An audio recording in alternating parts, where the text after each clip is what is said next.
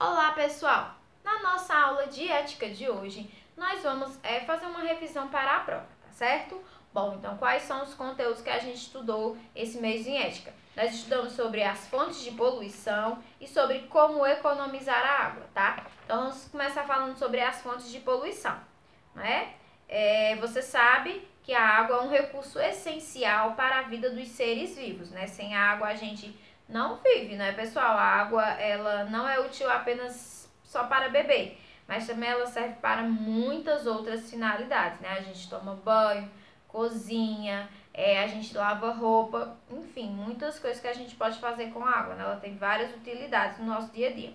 Por isso é importante que a gente saiba como o homem está poluindo a água, até para que a gente possa ter uma consciência, né, e não poluir, tá certo?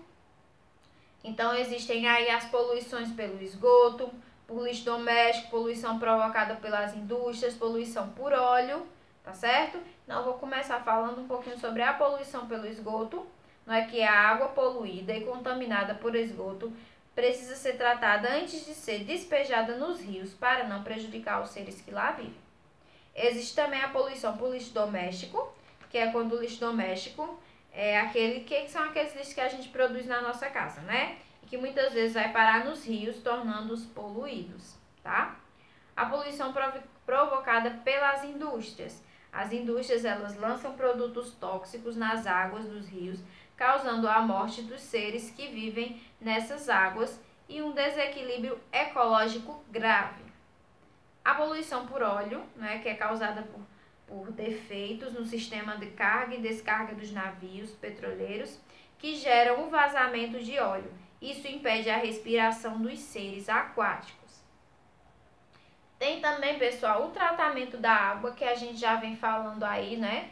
Há um bom tempo, já tem um bom tempo que a gente vem falando aí sobre o tratamento da água, não é? Que a água vinda dos rios, lagos, represas, elas contêm impurezas, tá? E logo há necessidade de passá-la pela estação de tratamento da água, para que ela se torne potável, para que a gente possa consumir, né? Então toda essa água que ela vem dos rios, tá? Dos lagos, represas, enfim, esse tipo de coisa, ela tem que passar pelo tratamento da água, tá certo?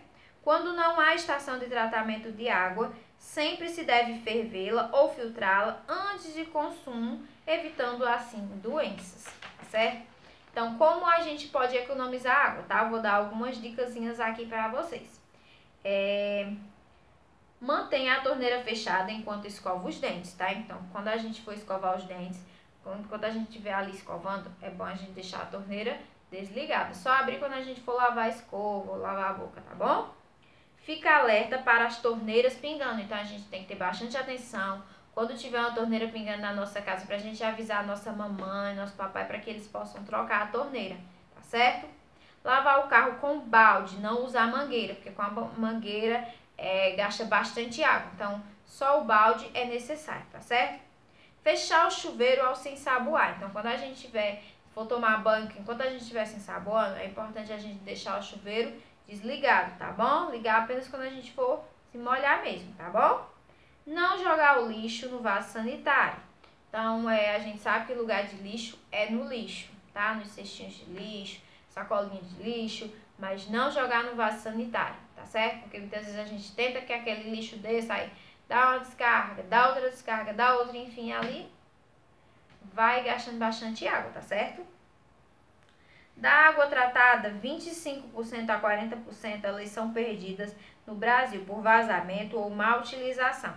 E muita gente não tem água durante boa parte do ano, né? Então é importante que a gente tenha essa consciência, não é? Que a gente possa fazer de tudo para economizar essa água, especialmente a nossa água potável, não é? Porque a nossa água potável, como vocês viram aqui, toda a água tratada, 25% a 40% elas são perdidas no Brasil, ou por vazamento ou por má utilização, certo?